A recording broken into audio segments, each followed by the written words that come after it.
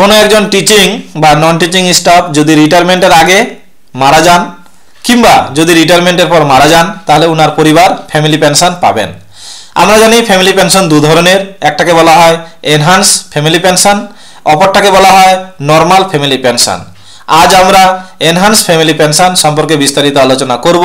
Enhance family পেনশনের pension basic কি হয়, কিভাবে পাওয়া যায়, কি শর্তে পাওয়া যায়, টোটাল পেনশনেই বা কত হয়, আমরা টোটালি হিসাব আপনাদেরকে দেখাবো, আমরা করব।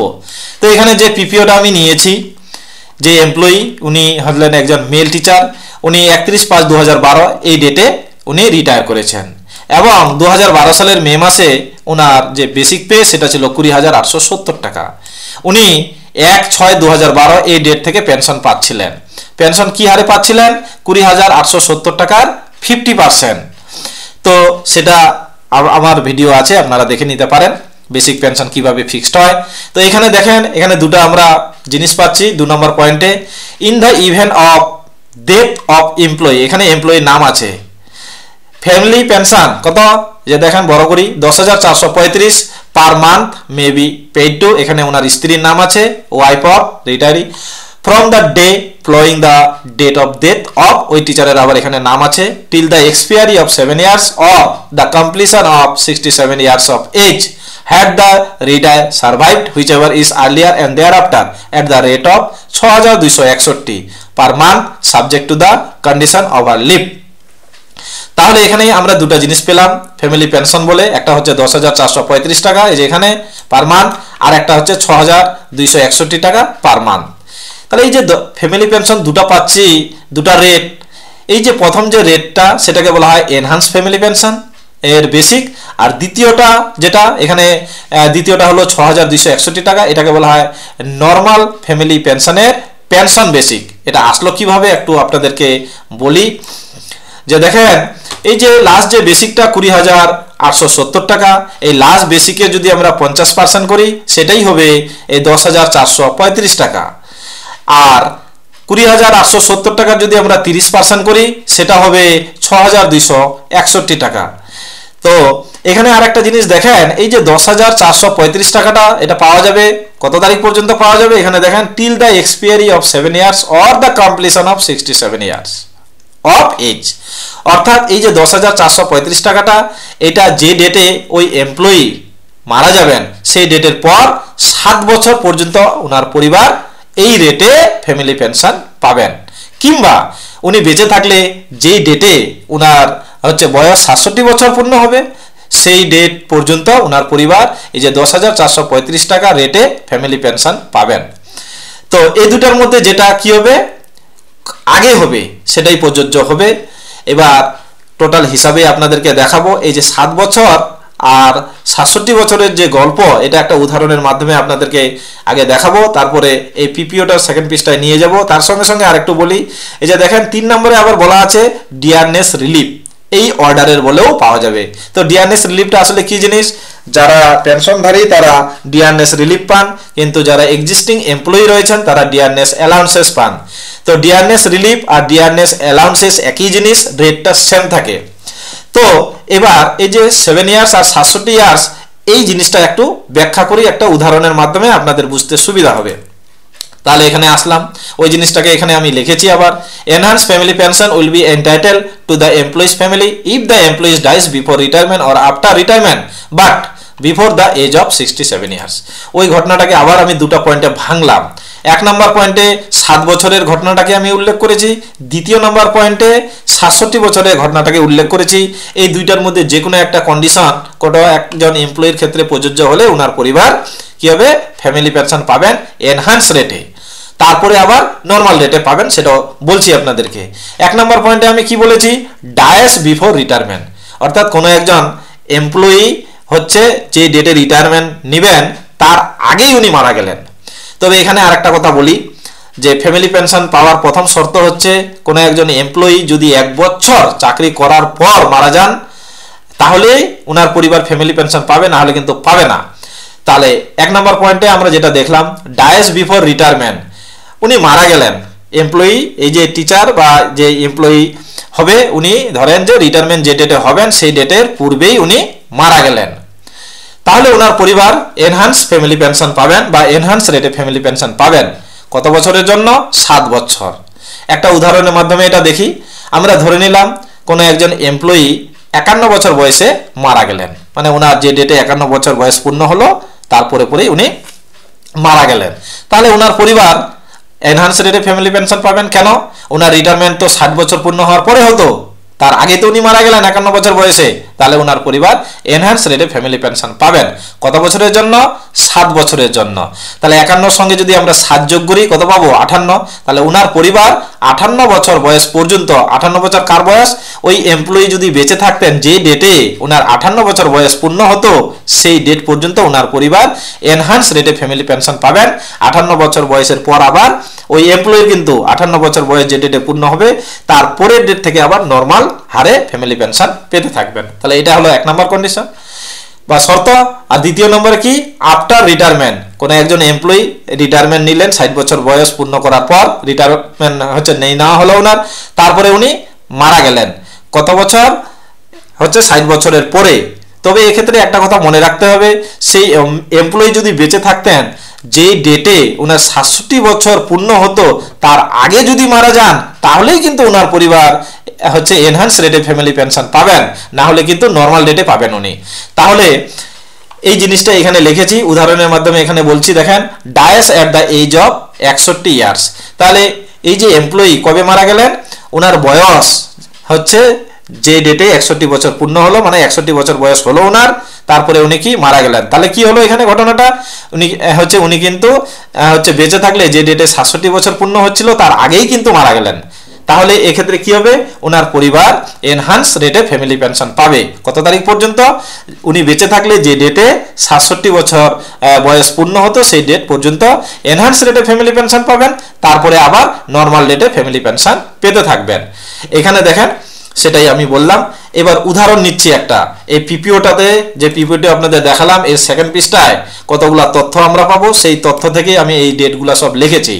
যে এমপ্লয়িটার কথা আমরা বলছি ওনার ডেট অফ বার্থ হলো 20/5/1952, ওনার ডেট অফ রিটায়ারমেন্ট হলো 31/5/2012 এবং ওনার ডেট অফ ডেথ হলো 30/11/2012।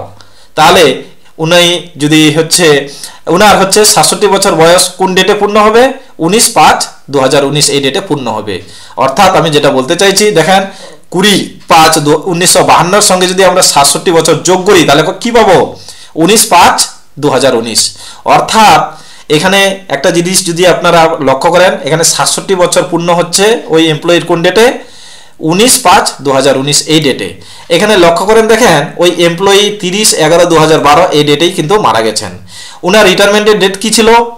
31/5/2012। তাহলে এই মৃত্যু ডেটটা অবশ্যই রিটায়ারমেন্ট ডেটের পর, কিন্তু 67 বছর পূর্ণ হচ্ছিল কোন ডেটে? 19/5/2019 এই ডেটের কিন্তু আগে মৃত্যুর ডেটটা।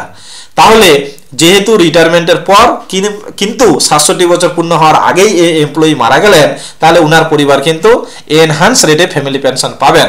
কত তারিখ পর্যন্ত? এই 19/5/2019 এই ডেট পর্যন্ত। অর্থাৎ ওই এমপ্লয়ির যে ডেটে 67 বছর পূর্ণ হচ্ছে ওই ডেট পর্যন্ত। তাহলে এই ডেট পর্যন্ত ওনার পরিবার এনহান্স রেটে ফ্যামিলি পেনশন পাবেন 19/5/2019 এই তারিখ পর্যন্ত। এই তারিখের পর আবার কিন্তু নর্মাল রেটে ফ্যামিলি পেনশন পাবেন। অর্থাৎ 20/5/2019 এই ডেট থেকে কিন্তু ওনার পরিবার আবার নর্মাল রেটে ফ্যামিলি পেনশন পেতে থাকবেন। এইবার আপনাদেরকে পিপিওর সেকেন্ড পৃষ্ঠায় নিয়ে যাব, তারপরে টোটাল হিসাব বা ক্যালকুলেশনগুলো আপনাদেরকে দেখাবো। এই পিপিওটার আমরা সেকেন্ড পৃষ্ঠায় আসলাম পার্ট 2-তে। এখানে এমপ্লয়ির নামও রয়েছে। উনি ওয়ার্ক এডুকেশনের অ্যাসিস্ট্যান্ট টিচার ছিলেন, অর্থাৎ উনি 5 কোর্সের টিচার ছিলেন। তার জন্য ওনার পে ব্যান্ড ছিল 7100 থেকে 37,600। ওনার গ্রেড পে হলো 3600। এখানে দেখেন ওনার ডেট অফ বার্থ কত? 20/5/1952, যেটা আমি ওইদিকে লিখেছি। Date of appointment 14/2/1974। Date of retirement 31/5/2012। এখানে দেখেন 6 নম্বর পয়েন্টে সুপার অ্যানুয়েশন। কোনো একজন এমপ্লয়ি যদি 60 বছর পূর্ণ করার পর রিটায়ারমেন্ট নেন বা 60 বছরের বয়সে রিটায়ারমেন্ট নেন, তাহলে ওনার পেনশনের ধরনটাকে বলা হয় সুপার অ্যানুয়েশন পেনশন। উনি গ্রস কোয়ালিফাইং সার্ভিস করেছিলেন 38 বছর 3 মাস 18 দিন, অর্থাৎ ইনি ফুল পেনশন পাচ্ছিলেন। তো এবার দেখেন ওনার লাস্ট মাসের যে তোলা বেসিক ছিল সেটা হলো 20,870 টাকা। হচ্ছে এটা লাস্ট মাসের তোলা বেসিক, অর্থাৎ 2012 সালের মে মাসে উনি যে বেসিকটা ড্র করেছিলেন সেটা হলো 20,870 টাকা। ইনি যে পেনশনটা পাচ্ছিলেন সেটা হচ্ছে 11 নম্বর ঘরে দেখা আছে, দেখেন অ্যামাউন্ট অফ পেনশন কার, ওই ব্যক্তিটার কিন্তু এমপ্লয়িটার, ইনি ফুল পেনশন পাচ্ছিলেন। কেন 20,870 টাকা যদি আমরা 50% করি সেটা পাবো 10,435 টাকা, অর্থাৎ ইনি ফুল পেনশন পাচ্ছিলেন। ইনি কিন্তু কমিটও করেছিলেন, অর্থাৎ কমিট করেছিলেন, মানে এই যে ইনার পেনশন ছিল 10,435, এর 40% ইনি সরকারের কাছে বিক্রি করেছিলেন। এই 10,435 টাকা 40% হলো 4,174 টাকা, যেটা উনি সরকারের কাছে বিক্রি করে দিয়েছিলেন। তার জন্য ওনার পেনশন থেকে তিনি এই অ্যামাউন্টটা কম পাচ্ছিলেন। তাহলে 10,435 টাকা থেকে যদি আমরা 4,174 টাকা বিয়োগ করি তাহলে যেটা পাবো সেটা হলো 6,261। এটা হলো উনার রিডিউস পেনশন, কার, ওই এমপ্লয়িটার কিন্তু। আর এখন যেটা নিচে দেখেন, এবার 1 নম্বর ঘরে এখানে দেওয়া আছে কি হচ্ছে পেনশন। পেনশন কি যে হচ্ছে পেনশনটা হলো 10,435 টাকা, ফ্যামিলি পেনশন কত 6,261 টাকা, এবং এনহান্স ফ্যামিলি পেনশন 10,435 টাকা। এবার নিচে 13 নম্বর পয়েন্টে দেখেন এনহান্স রেট কি, amount of family pension payable in the event of death of the pensioner, অর্থাৎ যে এমপ্লয়ি ছিলেন উনি যদি মারা যান তাহলে উনার পরিবার কি এনহান্স রেটে ফ্যামিলি পেনশন পাবেন 10,435 টাকা করে, পেনশন বেসিক হবে উনার। এটা কত পর্যন্ত চলবে 19/5/2019, এটা আমি এই উদাহরণেও বললাম যে উনার 19/5/2019 এই ডেট পর্যন্ত কি এনহান্স রেটে ফ্যামিলি পেনশন পাবেন, অর্থাৎ এনহান্স রেটটা কত 10,435 টাকা, এটা পেনশন বেসিক, ফ্যামিলি পেনশনের এনহান্স রেটের বেসিক। এবার এই ডেটের পর অর্থাৎ 20/5/2019 এই ডেট থেকে কি হবে 6,261 টাকা এই রেটে ওনার হচ্ছে পেনশন বেসিকটা হবে, ফ্যামিলি পেনশন বেসিকটা হবে উনি যদি মারা যান আর কি। তো এবার দেখেন আমরা এখানে হচ্ছে ওনার যে ওয়াইফ তার নাম এখানে আছে, ওনার ওয়াইফের ডেট অফ বার্থ হলো 15/6/1960। কেন এটা আমরা এডিশনাল পেনশনের ক্ষেত্রে বলবো একটু পরেই। তো এই হচ্ছে টোটাল পৃষ্ঠাটা। এবার আমরা ক্যালকুলেশনে যাচ্ছি। ওই ডেটগুলো আমি আবার এখানে একটু লিখে নিলাম। ওই এমপ্লয়ির ডেট অফ বার্থ ছিল কি 20/5/1952। এমপ্লয়ি বানানটা ভুল আছে, একটু ঠিক করে নেই। তাহলে এমপ্লয়িটার ডেট অফ বার্থ হলো 20/5/1952। ইনি হচ্ছে মারা গেছেন 30/11/2012 এই ডেটে। ওনার পরিবার তাহলে এনহান্স রেটে ফ্যামিলি পেনশন পাবে, সব আমরা এই পৃষ্ঠায় হচ্ছে দেখালাম। এই যে নিচে সব কিছুই আমরা দেখিয়েছি কবে থেকে এনহান্স রেটে ফ্যামিলি পেনশন পেতে থাকবে সেটা আমি বলেছি আপনাদেরকে। তো হচ্ছে এইখানে তাহলে এই যে দেখেন এনহান্স রেটে ফ্যামিলি পেনশন কবে থেকে লাগু হবে, যেহেতু ইনি 30/11/2012 এই ডেটে মারা গেছেন তার জন্য ওনার পরিবার 1/12/2012 এই ডেট থেকে কি হবে এনহান্স রেটে ফ্যামিলি পেনশন পাবে। এবং এনহান্স রেটে ফ্যামিলি পেনশনটা কত পর্যন্ত চলবে 19/5/2019 এই ডেটগুলো এখানে আমি লিখে রেখেছি। এবার দেখেন বেসিক ফ্যামিলি পেনশন এনহান্স রেটে এখন কত 1/12/2012 এই ডেটে কত হচ্ছে 10,435 টাকা। কেন এখানে আপনাদেরকে আমি বলেছিলাম এই যে পিপিওর এই যে এইখানে এই যে দেখেন 13 নম্বর পয়েন্টে 10,435 টাকা এনহান্স রেটে ফ্যামিলি পেনশনের পেনশন বেসিক। তো সেটাই আমি এখানে লিখলাম, যেটা লাগু হচ্ছে 1/12/2012 এই ডেট থেকে। দেখেন এখানে কমিউটেশন ভ্যালুটা কিন্তু আমি 0 লিখেছি। কেন 0 লিখেছি, এই ব্যক্তিটা বলতে এই এমপ্লয়ি ইনি কমিউট করেছিলেন সরকারের কাছে, এই টাকাটা বিক্রি করেছিলেন। যখন ইনি মারা গেলেন সরকার এই কমিউটেশনের যে ভ্যালুটা এই যে 4,174 টাকা এর প্রেক্ষিতে যতটা উনি কমিউটেশনের ভ্যালু পেয়েছিলেন মানে টাকা পেয়েছিলেন টোটাল সেটাকে কিন্তু আর শোধ করতে হয় না। তার জন্য শোধ যদি করতে না হয় তাহলে কত টাকা শোধ করতে হবে 0 টাকা, সেটা আমি লিখেছি। অ্যাডিশনাল পেনশন আপনাদেরকে বলেছিলাম, যিনি পেনশন পাবেন বা ফ্যামিলি পেনশন পাবেন উনার বয়স যদি 80 বছর পার হয়, 80 বছর যদি পূর্ণ হয় তাহলে কিন্তু ওনার একটা অ্যাডিশনাল পেনশন পাবেন, সেটা 20%। ইনার ডেট অফ বার্থটা কত ছিল আপনাদেরকে একটু আগে আমি দেখাইছি। এই যে ইনার ডেট অফ বার্থটা হলো 15, মানে ইনার ওয়াইফ যিনি ফ্যামিলি পেনশন পাবেন ইনার ডেট অফ বার্থটা হলো 15/6/1960। তাহলে এর সঙ্গে যদি 80 বছর যোগ করি তাহলে আসবে 14/6/2040। এটা যেহেতু হচ্ছে যে তারিখটা আমরা এখানে নিচ্ছি সেটা হচ্ছে 1/12/2012, তার জন্য হচ্ছে ইনার কি হচ্ছে এডিশনাল পেনশন থাকবে না। এটা এডিশনাল পেনশনটা লাগু হবে কোন ডেটে হচ্ছে সেটা লাগু হবে 14, এখানে যে ডেটটা দেখালাম আপনাদেরকে 14/6/2040, ওই ডেটে কিন্তু ইনার এডিশনাল পেনশনটাও লাগু হবে। সেটা 20% হয় 80 বছর ক্রস করলে। এই হচ্ছে 10,435 টাকার, মানে বলতে চাইছি হচ্ছে ফ্যামিলি পেনশন যে বেসিক তার 20% হয় 80 বছর পার হলে। ওটা যাই হোক পরের ব্যাপার। তারপর ডিআরনেস রিলিফ। ডিআরনেস রিলিফটা কি হচ্ছে, যারা পেনশনধারী তাদের ক্ষেত্রে ডিআরনেস রিলিফ, আর যারা এক্সিস্টিং এমপ্লয়ি তারা ডিআরনেস অ্যালাউন্সেস পান। তো আমরা ধরে নিচ্ছি 2012 সালের ডিসেম্বর মাসে ডিআরনেস রিলিফ বা ডিএটা ছিল 45%। এই ডিএ কার পর বা ডিআরনেস রিলিফটা কার পর ক্যালকুলেশন করতে হবে, পেনশন ফ্যামিলি পেনশনের যে এনহান্স বেসিকটা ছিল তার উপর। তাহলে 10,435 টাকার উপর যদি আমরা 45% হিসাব করি তাহলে সেটা আসবে 4,696 টাকা। এবং মেডিকেল রিলিফ, মেডিকেল রিলিফ বলতে মেডিকেল হচ্ছে অ্যালাউন্সেই ভাবতে পারেন আপনি। কেন, যে যারা পেনশনধারী তারা মেডিকেল রিলিফ পান, যারা এক্সিস্টিং এমপ্লয়ি তারা কিন্তু মেডিকেল অ্যালাউন্সেস পান। তো 2009 এর রোপা অনুযায়ী মেডিকেল রিলিফ বা মেডিকেল অ্যালাউন্সেস ছিল 300 টাকা, সেটা লিখলাম। তাহলে 10,435 টাকা, এখানে 4,696 টাকা, আর তার সঙ্গে 300 টাকা যদি আমরা যোগ করি, অর্থাৎ এই তিনটা যদি যোগ করি পাচ্ছি কত, 15,431 টাকা। তাহলে এটা কোন ডেট থেকে লাগু হচ্ছে, এই অ্যামাউন্টটা 1/12/2012 এই ডেট থেকে এত টাকা করে ওনার পরিবার, ওনার ওয়াইফ হতে পারে বা যেই হোক না কেন, ফ্যামিলি পেনশন পাবেন। তো এবার কথা হচ্ছে যখনই এই ডিআরনেস রিলিফটা বাড়বে তখনই কিন্তু এই অ্যামাউন্টটা বেড়ে যাবে, এবং এই অ্যামাউন্টটাও কিন্তু বেড়ে যাবে এই ডেটের পরে আর কি। যখনই বাড়বে, যখন যে রেটে থাকবে সেই অনুযায়ী ওটা হিসাব হবে।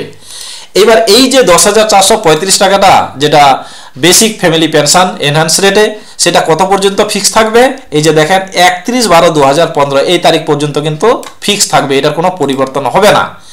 এবার হচ্ছে কেন, এবার এরপরে পরিবর্তন হবে কেন, যে রোপা 2019 লাগু হয়েছে কত, 1/1/2016 থেকে ইফেক্ট হয়েছে। তাহলে 1/1/2016 থেকে কি করতে হবে, আবার ইনার পেনশনের যে বেসিকটা ওই এনহান্স রেটের সেটাকে কিন্তু রিভাইজ করে নিতে হবে।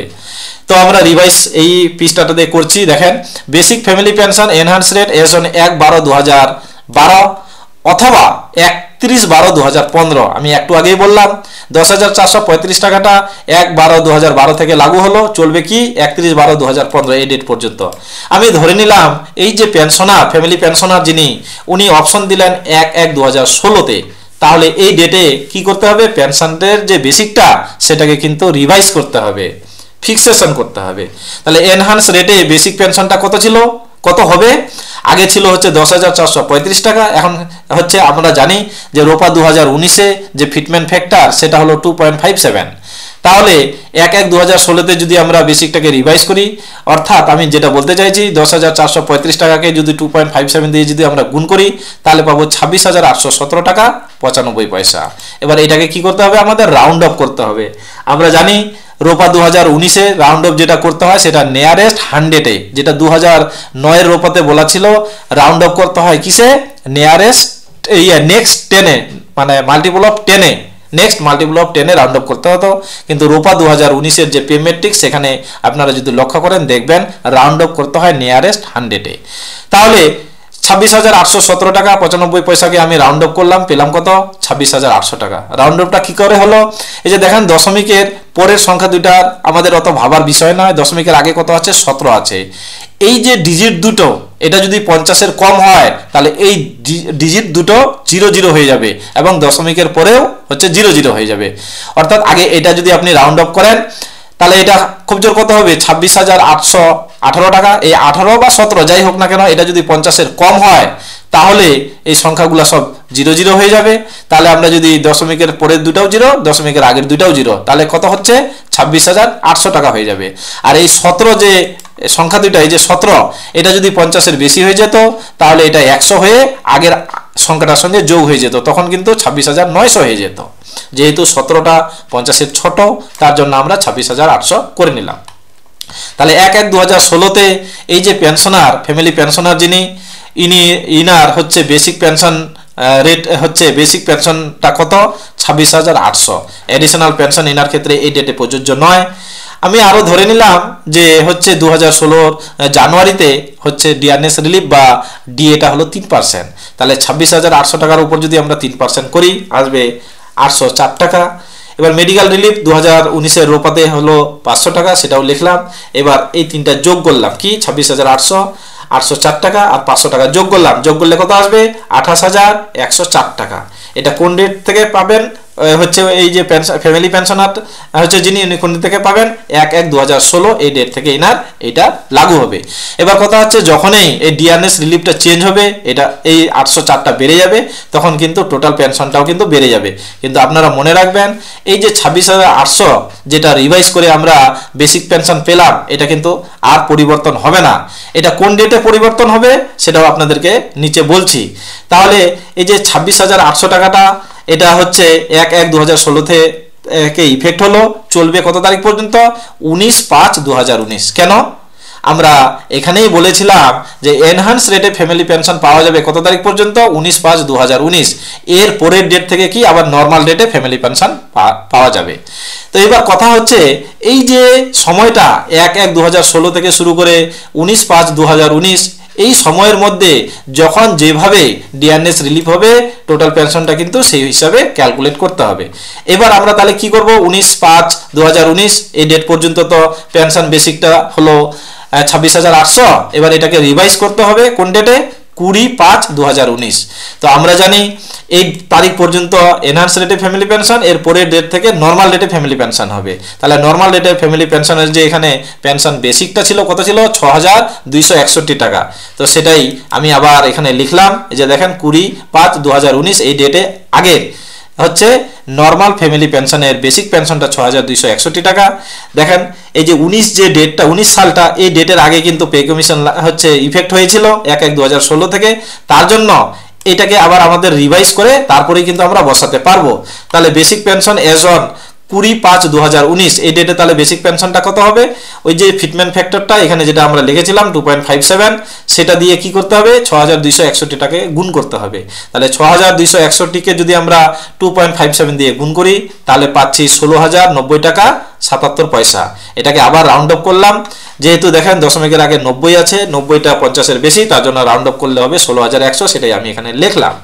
কমিউটেশন ভ্যালুটা একটু আগেই বললাম যে এটা মাপ হয়ে গেছে, হচ্ছে যে এমপ্লয়ি উনি মারা গেলেই এটা অটোমেটিক্যালি মাপ হয়ে যায়। এবার ডিআরএস রিলিফটা আমি ধরলাম যে হচ্ছে এই যে 2019 সালের মে মাসে, 2019 সালের যে মে মাস, সেই মে মাসে আমি সাপোজ ধরলাম কি 12%। তাহলে ডিআরএস রিলিফ কিসের উপর ক্যালকুলেট করতে হয়? আমরা একটু আগেই দেখেছি যে পেনশন বেসিক, এখানে আমাদের পেনশন যে বেসিকটা, ফ্যামিলি পেনশনের যে বেসিকটা, সেটা 16,100। সেই 16,100-র উপর যদি আমরা 12% করি, আসবে 1,932 টাকা। রোপা 2019 অনুযায়ী আমাদের মেডিকেল রিলিফ হলো 500, সবগুলো আমি যোগ করলাম, 16,100, 1,932, 500 যোগ করলাম, যোগ করলে কি পেলাম? 18,532 টাকাটা। এটা কোন ডেট থেকে লাগু হচ্ছে? 20/5/2019 এই ডেট থেকে। তাহলে এই যে পেনশনার, ফ্যামিলি পেনশনার, ইনি এত পরিমাণে ফ্যামিলি পেনশন পেতে থাকবেন, কিন্তু নর্মাল রেটে এটা। এবার এটা কত পর্যন্ত চলতে থাকবে? এই যে দেখেন 31/12/2025 এই ডেট পর্যন্ত এই 16,100 থাকবে। কেন? 1/1/2026 থেকে তো আবার পে কমিশন লাগু হবে। তবে এই যে আমি একটু আগে বললাম, যখন এই ডিআরএস রিলিফ চেঞ্জ হবে, তখনই কিন্তু টোটাল পেনশনটাও কিন্তু বেড়ে যাবে। এটা হলো 2025 সাল জানুয়ারি মাস। তো এই 2025 সালের জানুয়ারি মাসে আমাদের এখন ডিএ হলো 14%, তাহলে ডিআরএস রিলিফও 14%। তাহলে সেই 14% ধরে যদি আমরা 16,100 টাকার 14% করি, তাহলে আসবে 2,254 টাকা। তাহলে এবার 16,100, 2,254 আর 500 যদি যোগ করি, আসবে 18,854 টাকা। তাহলে এই যে হচ্ছে ফ্যামিলি পেনশনার, উনি 2025 সালের জানুয়ারি মাসে এই অ্যামাউন্টটা ড্র করবেন। এরপর যখনই আবার হচ্ছে পে কমিশন লাগু হবে, এই পেনশন বেসিকটা তখন বেড়ে যাবে ওই রোপা অনুযায়ী। তাহলে 2026-এ এটা হচ্ছে চেঞ্জ হবে, রিভাইজ হবে, আবার 36-এ রিভাইজ হবে। রিভাইজ হয়ে যেটা পেনশন বেসিক আসবে, ওই সময় পর আমি কি বলেছিলাম একটু আগে, যে এই যে পেনশনার হচ্ছে ইনি ফ্যামিলি পেনশনার, যে ইনি হচ্ছে কি কোন ডেটে আবার ইনার অ্যাডিশনাল পেনশন লাগু হবে? দেখেন এখানে বলেছিলাম যে 15/6/1960 এটা হলো এই যে পেনশনার, ফ্যামিলি পেনশনার, ওনার এটা ডেট অফ বার্থ। এর সঙ্গে যদি আমরা 80 যোগ করি, 80 বছর যোগ করি, তাহলে পাবো 14/6/2040। অর্থাৎ 2040-এ এই যে যিনি পেনশনার এখানে, ওনার কিন্তু একটা অ্যাডিশনাল পেনশন পাবেন। সেটা হবে কি ওই সময় 36 যে রোপা, ওই রোপা অনুযায়ী যেটা হচ্ছে উনার পেনশন বেসিক ঠিক হবে, ফ্যামিলি পেনশন বেসিক, ওই পেনশন বেসিকের 20% তখন কিন্তু এডিশনাল পেনশন হিসাবে যোগ হবে।